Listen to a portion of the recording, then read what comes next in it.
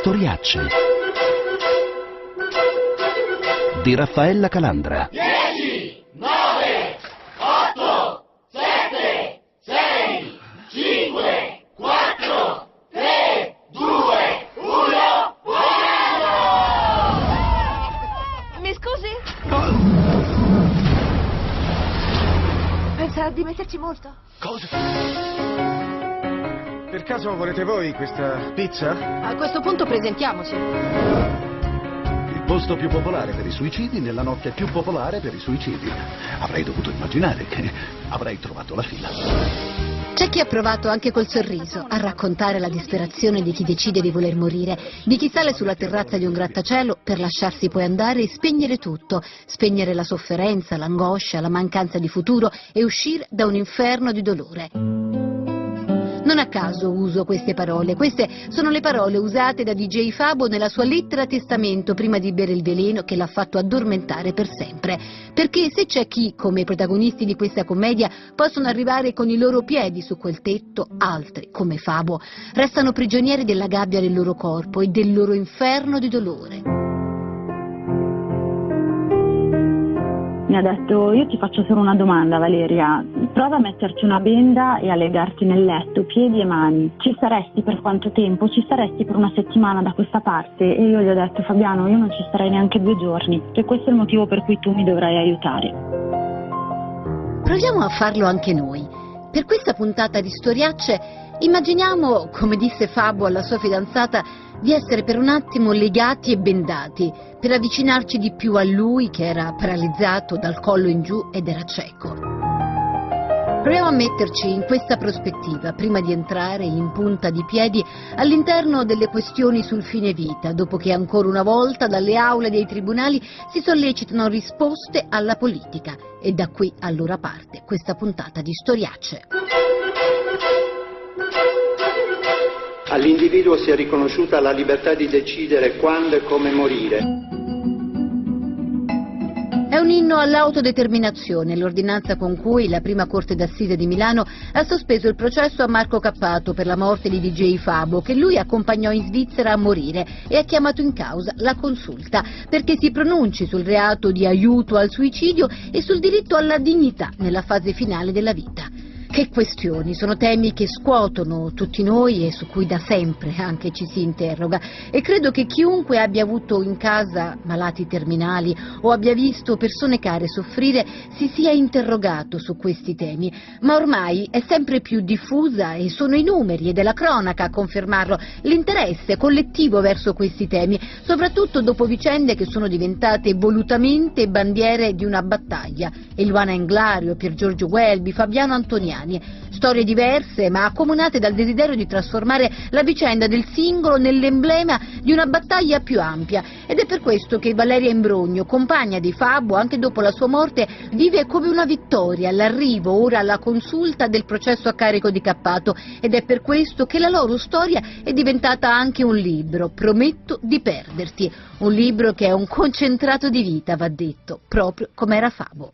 Nel termine del prometto, quindi della promessa, c'è il fatto di avergli promesso inizialmente di riportarlo il più vicino possibile alla vita che lui aveva prima, la promessa di stargli accanto fino alla fine qualsiasi cosa lui avesse scelto, e la promessa di essere lì con lui. Richiama anche in qualche maniera quella promessa matrimoniale di amore per sempre che c'era e che ci sarebbe stato comunque fino alla fine, qualsiasi cosa sarebbe successa. Lei è stata sempre presente alle udienze del processo che si è aperto dopo la morte di DJ Fabo. Che cosa ha rappresentato per lei questo processo e anche tutto il dibattito che ne è seguito? È stato un po' il portare avanti ed essere presente nella battaglia che voleva perseguire per l'autodeterminazione dell'essere umano e della persona stessa. Io e Fabiano abbiamo sempre creduto fortemente nel concetto di libertà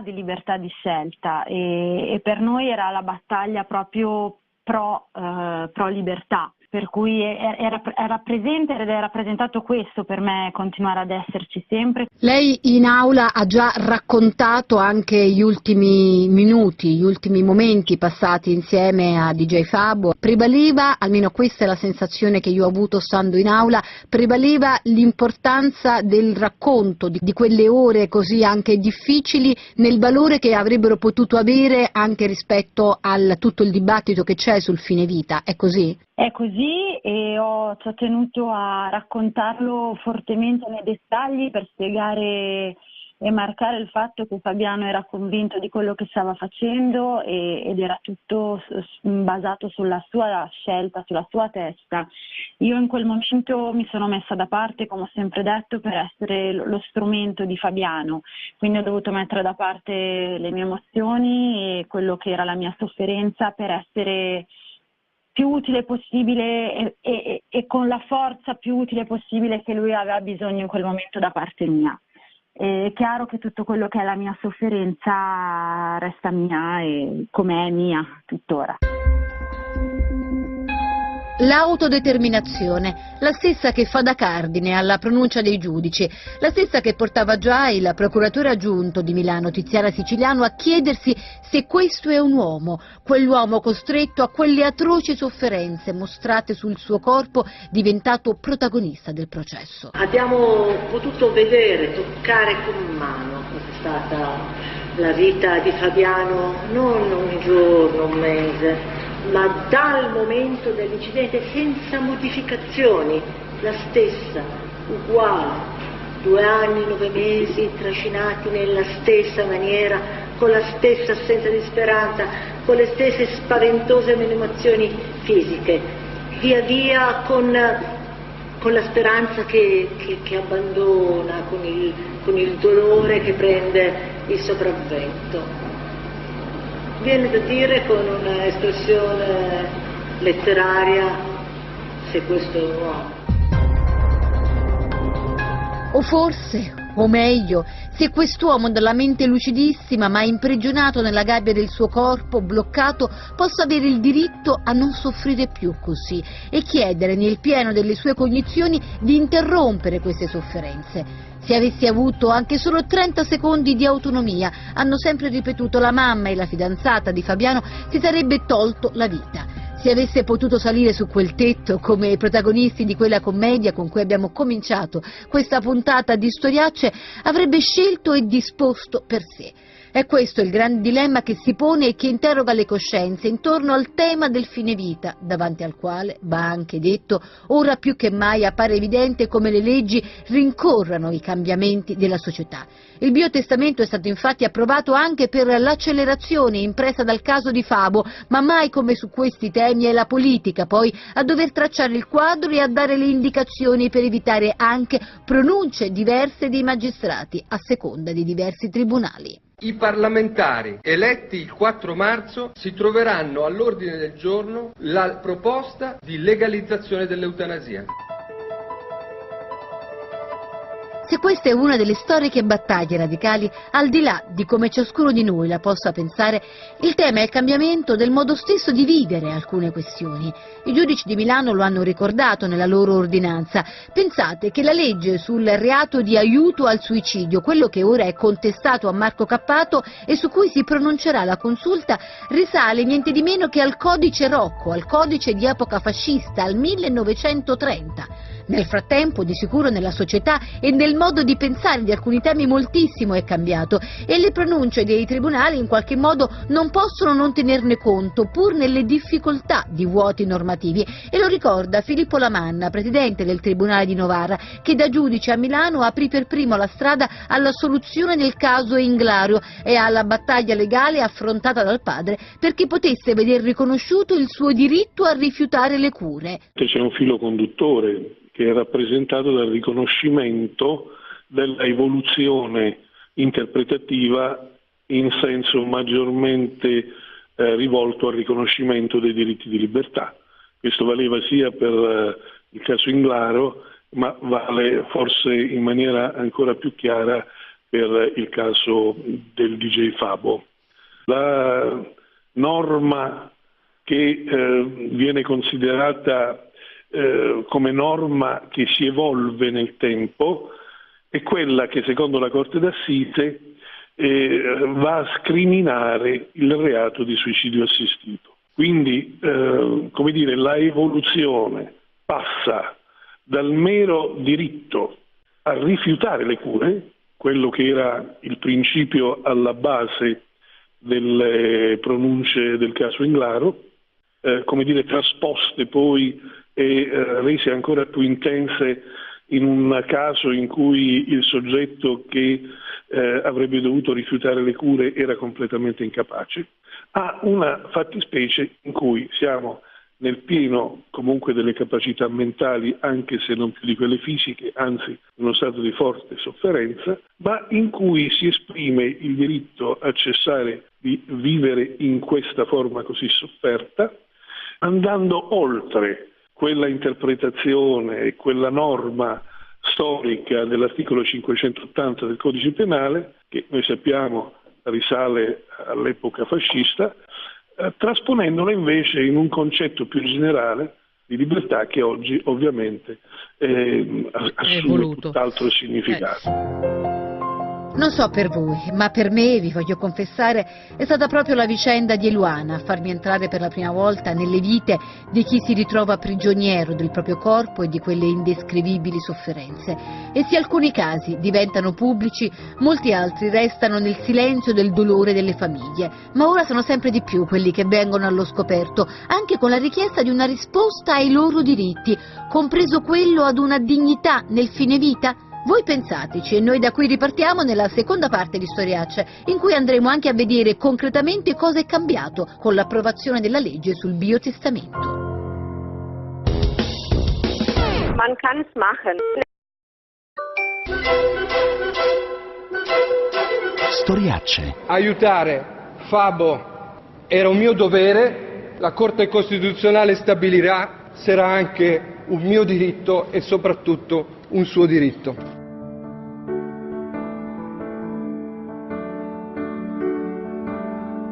Esiste un diritto a morire? Esiste un diritto alla dignità nella fase finale della vita?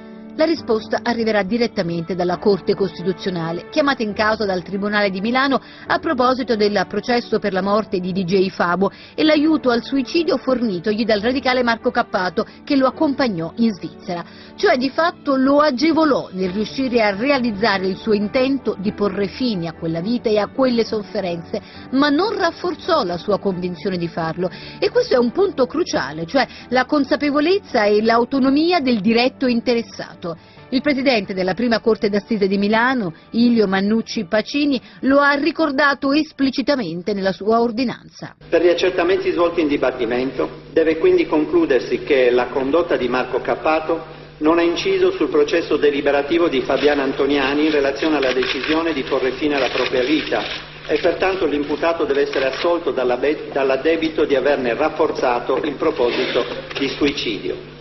È emerso d'altro canto che Cappato ha provveduto ad accompagnare Fabiani in Svizzera presso la Dignitas, nella consapevolezza di portarlo dove avrebbe realizzato il suo progetto suicidiario, che poi è avvenuto per opera dello stesso Fabiano con l'ausilio degli operatori della Dignitas in conformità alla normativa svizzera.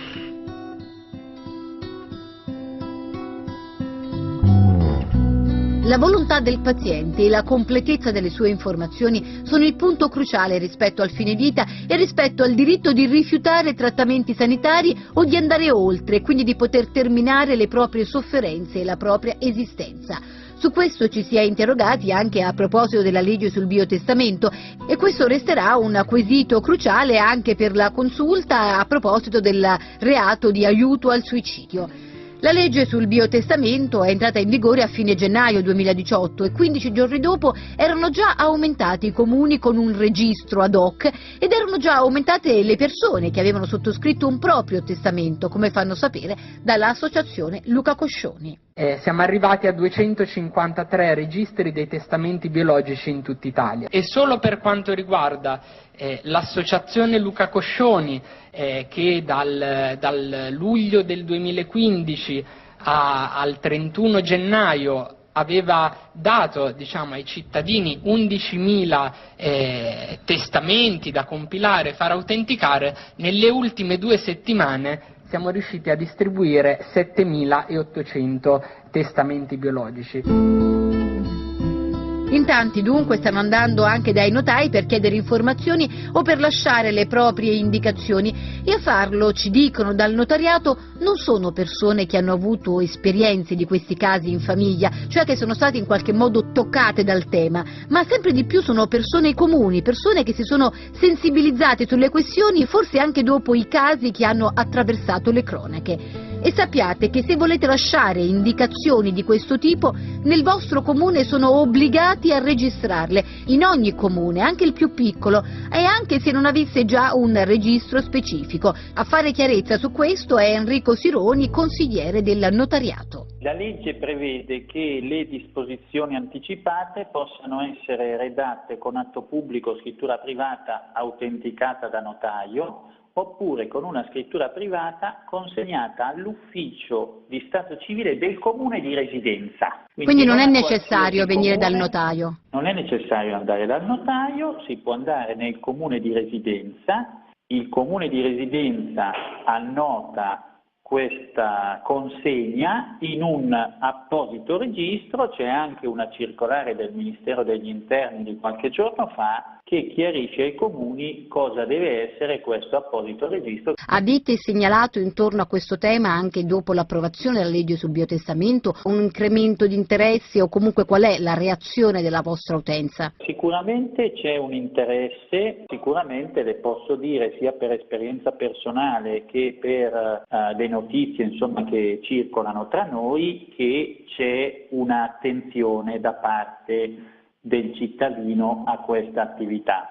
Mi lasci dire che la cosa che è importante sottolineare è che il biotestamento prevede l'assunzione da parte del cittadino di adeguate informazioni mediche, e quindi la preoccupazione che il notaio deve avere è quella di interrogare il cittadino e verificare che abbia assunto queste adeguate informazioni mediche, cosa che non avviene nei comuni, perché la circolare del Ministero dice che l'ufficiale di stato civile deve limitarsi a recepire il foglio che gli viene presentato e a verificare che sia stato sottoscritto dal cittadino e che il cittadino sia residente in quel comune. Sono 2 modalità, entrambe valide. In un caso mi verrebbe da dire il semplice recepimento di un documento. Certo, una prassi più burocratica, esatto, nell'altra invece più informativa. C'è maggiore attenzione alla situazione specifica del cittadino. Insomma, l'efficacia vera di questa legge la si potrà misurare solo nel tempo, sulla base della possibilità appunto delle strutture sanitarie di recuperare il testamento biologico, perché finché il testamento biologico è stato fatto dal notaio o è stato depositato in comune ma non è conosciuto e non rischia di restare lettera morta. Rischia di rimanere lettera morta. E che cosa si può fare per evitare questo pericolo? Io ritengo che sia centrale l'istituzione di un registro nazionale consultabile in tempo reale. Ai tempi di Eliana Englaro non c'era il testamento biologico. Sicuramente, almeno in base a quello che in questi anni ha raccontato di lei il padre Beppino, lo avrebbe sottoscritto con le sue indicazioni di non ricevere più cure, perché era terrorizzata al pensiero di restare imprigionata in un corpo dopo quanto era successo ad un suo amico, ed è proprio quello che invece anche a lei è successo. Ma forse troppo spesso ci si dimentica, quando si affrontano queste storie, è che prima di iniziare queste battaglie per morire, Eluana, come Fabiano, hanno vissuto e hanno amato moltissimo la loro vita e la qualità e l'intensità della loro vita, ed è questo quello che Valeria, la fidanzata di Fabo, vuole ricordare. Lui l'aveva sostenuto ampiamente, che la battaglia che stava portando avanti ha deciso di renderla pubblica proprio per aiutare quelle stesse persone che erano nella sua stessa condizione e che non erano libere di poter scegliere che cosa fare. Quindi nella sua testa c'era l'idea di regalare, di donare un po' più di libertà a quelle persone che soffrivano come lui e che secondo lui non vivevano più una vita degna di essere vissuta, ma che sopravvivevano. Perché lui ha sempre parlato di qualità della vita e non di quantità. Quindi una battaglia per riconoscere anche il diritto alla dignità di chi in certe situazioni della vita non ha più, diciamo, la possibilità di scegliere come vivere, è così? Assolutamente, e credo in qualche maniera, a modo mio, ma è un'interpretazione molto personale, quello che è accaduto con la legge sul biotestamento è stato proprio questo, che Fabiano è riuscito a donare un po' più di libertà e di dignità alle persone. E questa lei la considera la sua principale eredità? Direi di sì. No, più che eredità direi una battaglia che abbiamo portato avanti, e come ho fatto un'ennesima promessa a lui quando ci siamo salutati, che mi ha detto: mi raccomando, adesso tu dovrai vivere non solo per te, ma dovrai vivere il doppio, perché dovrai vivere anche per me. Per me è un continuare a mantenere una promessa fatta a lui e portare avanti dei valori in cui credevamo entrambe. Immagino che questa sia una decisione e una scelta ancor più nitida, soprattutto per chi, come era nel vostro caso, come era nel caso appunto di Fabiano, ha sempre avuto una vita al contrario particolarmente densa, piena. Lei dice era in perenne movimento. Era energia pura Fabiano, come altrettanto io, e quindi vivevamo tutto in maniera, per noi la vita è sempre stata bella, è sempre stato il bicchiere mezzo pieno, ma continua a esserlo per me questo. E questo però non vuol dire che invece persone differenti da lui avrebbero potuto vivere tranquillamente. No, io credo che le catene da cui era legato Fabiano erano insostenibili per qualunque essere umano. Non a caso lui mi ha fatto un esempio molto esplicativo quando mi ha chiesto di aiutarlo a cercare informazioni della Svizzera, per la Svizzera, e iniziare a fare il tutto. Mi ha detto: io ti faccio solo una domanda, Valeria, prova a metterci una benda e a legarti nel letto, piedi e mani. Ci saresti per quanto tempo? Ci saresti per una settimana da questa parte? E io gli ho detto: Fabiano, io non ci starei neanche 2 giorni. E lui mi ha detto: e questo è il motivo per cui tu mi dovrai aiutare. E ora lo Stato, nelle sue espressioni più varie, dai magistrati ai politici, sempre più spesso è chiamato a dare risposte ai tantissimi Fabo che purtroppo restano ovunque.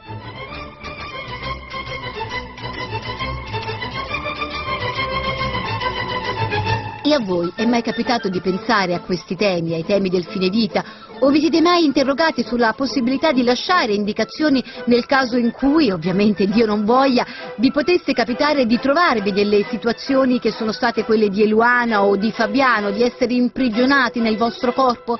Se vi va di condividere i vostri pensieri o le vostre storie, scriveteci sulla pagina Facebook di Storiacce o su Twitter ci trovate all'account Raf Calandra.